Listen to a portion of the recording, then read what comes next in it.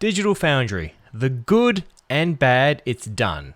An observational video essay. Let's get to the video.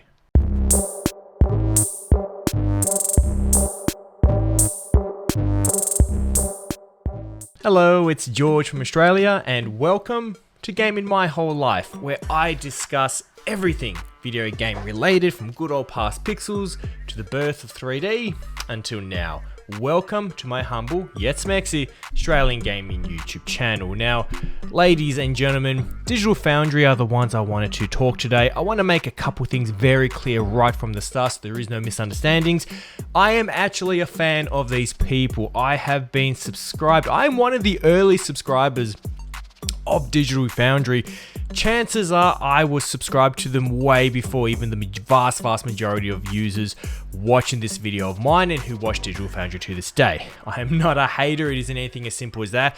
I like to create unique and original conversations here at Gaming My Whole Life.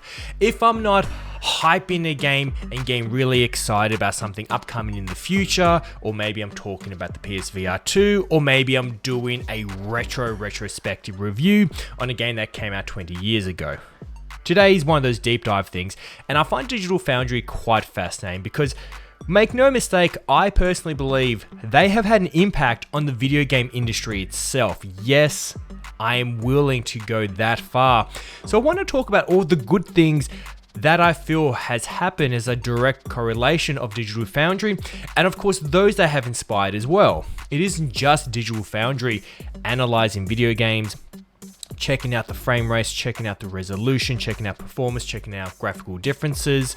They may be the biggest ship in the pool, so to speak, from my knowledge, but they've inspired many others to do the same. And mark my words, developers do take notice of these online conversations that now happen as we brutally analyze games frame by frame by frame. And of course, when I'm done praising them for everything good that I reckon they have done, and I do believe there is a fair bit, then I want to talk about the potential bad that has indirectly and unintentionally resulted from YouTubers such as Digital Foundry and others that do similar things as well. Again, not on purpose, but I feel it's happened anyway. Now, of course, if you do end up enjoying today's video, you know what to do. Please hit the like button. That's community feedback. Lets me know, hey, Georgie, you're doing a good job. Thank you. And of course, if you want to keep up with all the current gaming news that I find personally exciting, I follow my passion. I don't follow trends. Hit the subscribe button. That's something different. But for now, let's talk about the first part. What does Digital Foundry do right? Alrighty then. Okay, so for us to understand what Digital Foundry does right, we need to understand what Digital Foundry does, just in case you're one of the few people who don't already know what they are. So whenever a brand new game comes out, for example, the Resident Evil 4 remake, if you go to Digital Foundry, the YouTube channel right now, you will find a Resident Evil 4 remake video comparing the many different versions of Resident Evil 4. You know, the Xbox version versus the PlayStation 4 version versus the PlayStation 5 version versus the PC version. And they will analyze many things such as the frame rates between each version, resolution. Game developers, in order to maintain performance, often have to sacrifice resolution. They literally count the pixels on the screen and see if there's been any trimmings there. They compare different graphical aspects. So lighting, textures, pop-ins, everything, right? They compare everything. That way, you, the viewer, and me, because I'm a subscriber, we can look at these videos and they cover many games, old and new. Then we can make an informed decision based on what is important to us. Maybe the Xbox version has the best frame rate. Maybe the PlayStation 5 version has the best resolution. And let's pretend there's a Nintendo Switch version. Let's imagine the Nintendo Switch version, because of the cartridge and the fact it's not on disc, maybe it has the best load times. Then you, the now informed consumer, can decide what is important. Frame rate, Microsoft, resolution, PS5, or load times, Nintendo Switch. Just as an example, Digital Foundry has been doing this for a long time. What attracted me to Digital Foundry to begin with in the first place was the fact that I actually felt at home. See, I have been this level of passion that I am. I'm extremely knowledgeable. I'm extremely passionate. I do a lot of research in game development. I try to know as much as I possibly can. As far as someone who is not an actual developer, even though I have some very light experience in that area, outside of someone who's not a developer, I want to know as much as possible. I'm passionate passionate about gaming, the more I know, the more fun it is, because I want to appreciate it. I don't want to know things so then I can judge games. I want to know things so I can get even more excited, right? Or that good stuff. And Digital Foundry was one of the first places I found online ages ago, maybe a decade ago I found them. They were one of the first places where I went, and they were talking about games the way I talk about games, and that excited me, because I would go and look at the water textures in video games. I would look at the lighting effects. I would look at the rendering. I'd look at the grass. I'd look at everything, right? I'd analyze physics and so forth. I would look at games and analyze them so hardcore that when I would talk to my other gaming friends, even they couldn't keep up with me, because I was just so deep in it, right? I was so deep in it. And then I discovered these Digital Foundry dudes, and I'm like, oh my goodness. Not only do they seem to care as much as me, but frankly, I think they care more, because they're analyzing the frame rate, they're analyzing the resolution, things I never cared about or thought about. They were comparing different console versions, this and that. I'm like, wow, these guys are super geeks. So of course I related to them and I subscribed. I think a good thing that comes from it is it keeps developers humble whether they like it or not. See, at the moment, if a developer gets lazy and they release a really bad version of a game, they're going to get caught out on the internet, because Digital Foundry, which has like 1.5 or 1.6 million subscribers, hundreds of thousands of views on anything they talk about. Plus, when you keep into mind other YouTubers that do the exact same thing, but maybe have a smaller reach / influence, we're talking millions of views analyzing your game. So if you get really lazy on like the Nintendo version of a game, it's going to get caught out on Digital Foundry. You get lazy on the Xbox version, you get lazy on the PS5 version, one version is better than the other, it is going to get caught out. And I believe the reach of Digital Foundry is big enough now that when they talk about games, developers fear them. Developers know that if they get lazy with the frame rate, they're like, oh, no one will notice if it never holds a consistent 30. No, millions of people are going to know, because of all of these type of channels like Digital Foundry that make a point to analyze these things. So developers can't get lazy with poor frame rate. They can't get lazy with horrible resolution. They can't get lazy with one version of a game looking substantially better than the other. There's currently PS5 issues with Resident Evil 4 that doesn't hold up so well compared to the Xbox Series X version. Guess what? That's part of their latest video, so not even Capcom is able to get away with it. And I feel that is a good thing. I think in today's industry, where we get, let's be honest, half-baked games launching with bugs and glitches and with the we'll just patch it later attitude, which is absolutely horrible, it's good that at the very least there's sites like Digital Foundry that can call them out on it. I think that is fantastic. Still subscribed. I will continue to be subscribed from them, and overall I think it's really, really good.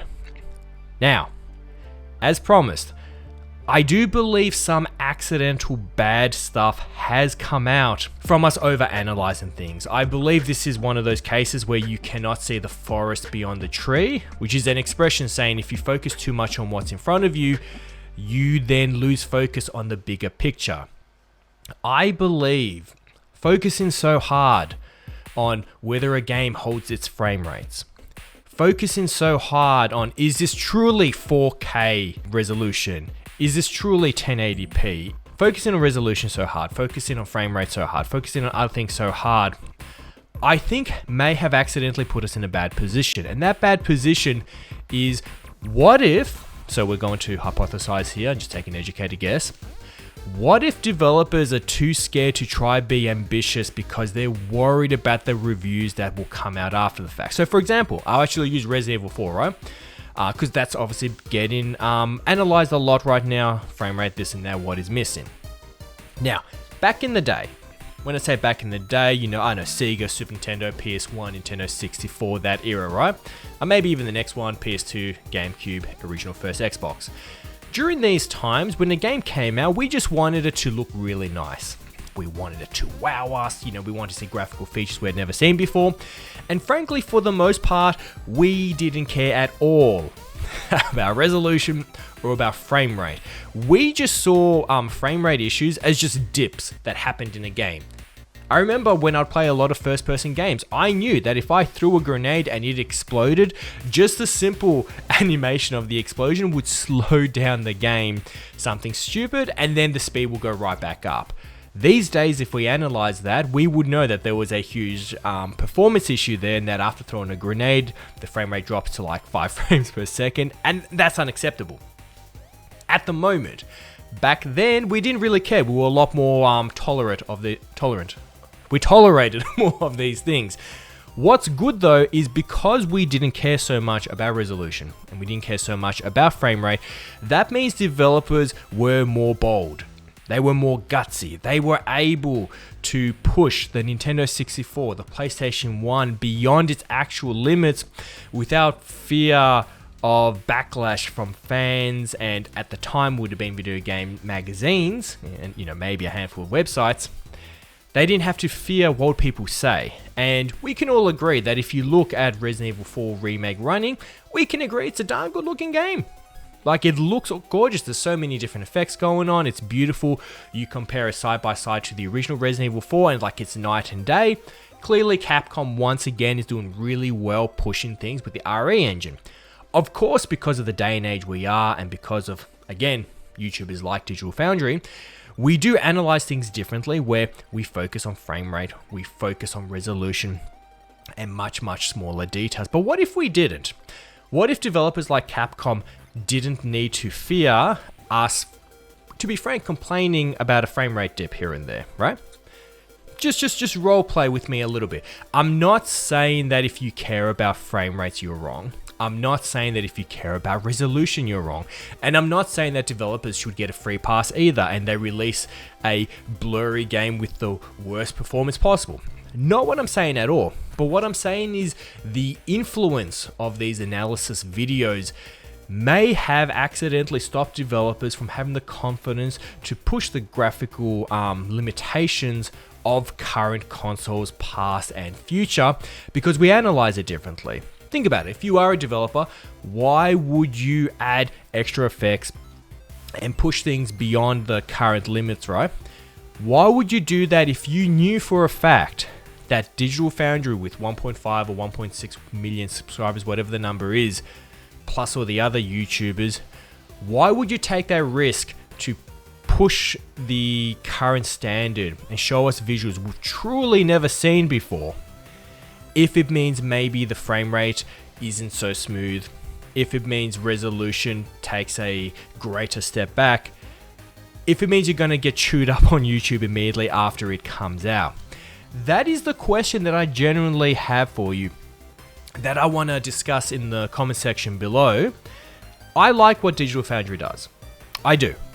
I like what they do. I think it's important. I think it's important that others do. And as I said, keeps developers humble, this and that.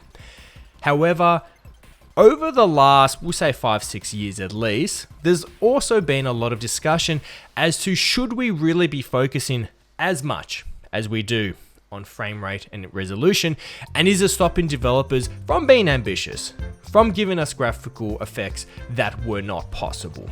That's the question. If you go back and you play Perfect Dark on the Nintendo 64. When we first played that back in the day, just let me put on my retro hat for just a second. Just let me put it on just a little bit. I like the hat, right? We have a hat, right? For just a little bit. This is the retro hat, apparently. No, I'll take that off. Look, when Perfect Dark came out, that game wowed us. It hasn't aged well at all visually, but I remember the video game magazines. I remember my friends' reactions and my reactions. When we played this game, our jaws dropped. It was so far beyond anything we had ever experienced. This looked freaking fantastic. But you know what it also had? Which none of us could remember, but it was there. It also had one of the worst frame rates possible. And this game chugged. If you go back and just look up original footage of it, I kid you not, it is borderline painful to look at. That's how bad it performs, right? Now, obviously, I'm not saying I want to go back to a time like that where games come out, they look gorgeous, and they run like butt, right? I don't want that. I don't want that. But I'm just saying, Perfect Dark on Nintendo 64 could only exist because during that era, people didn't analyze the way we did, and what we wanted was also different. We wanted to be wowed. We wanted to experience something we hadn't experienced before, and on that case, the game delivered. Yes, it would have helped if it had a better frame rate, absolutely. But would they make a Perfect Dark in today's day and age that pushes the boundaries of everything? And let's say not a single computer can run it smoothly. And let's say you can't even get the full resolution that it promises. I want to ask the question, would that be so bad if in return you got to see and experience games that look far beyond what we currently see? I believe that there should be room for a middle ground. I'm not saying we stop analyzing. I'm not saying that we stop holding developers accountable. I'm not saying places like Digital Foundry should hang up their hat. Absolutely not. I welcome them and hope they stick around. But I do believe that a middle ground does need to exist between us having a look at the frame rates and seeing where it dips and where it doesn't, and having a look at the resolution and other small minute details. I believe there needs to be a middle ground between that and letting developers push the envelope like they used to. Just push it a bit further, right? I think we would all benefit from that. I honestly think we would all benefit from it. I think it would be more fun. I think it would lead to more experimentation. When you think about the amount of money that goes into video games these days, a lot of publishers really can't afford for a game to flop. It's a big gamble. And if they need to worry about all this over-analyzing about frame rate and resolution and other details, why in the world would they take a gamble? Why would they try to be ambitious? Why would they try to, give us the best looking water we've ever seen, or the best lighting we've ever seen, or the best rendering we've ever seen, or whatever? If at the end it comes at the compromise of another aspect of the game getting downgraded, then everyone chewing them up online. I think that's the accidental hole that we dug ourselves while trying to be better with our expectations. So that's what I mean by, it's not a deliberate thing that Digital Foundry did, and I'm not saying they spearheaded it all by themselves or that they played a big part, but if developers do watch places like Digital Foundry, they're going to optimize their game in a way where Digital Foundry will give them the thumbs up and so forth. And if they're focused on that, well then that frame rate needs to be as smooth as possible. That resolution needs to hold up as much as possible. My goodness, shadow quality in the far distance, if that drops down a single pixel, Digital Foundry will have an opinion on it. And I think if we stop focusing on the tree in front of us and look at the bigger forest, which is the broader picture, I think we should allow some more wiggle room for developers to wow us. And sometimes a game won't run flawlessly, but that should be okay if in return we get experiences a little bit beyond our means. Let's say let's pretend the world is playing on the Sega 2023 console. Let's pretend that's a thing. Work with the retro kid here, right?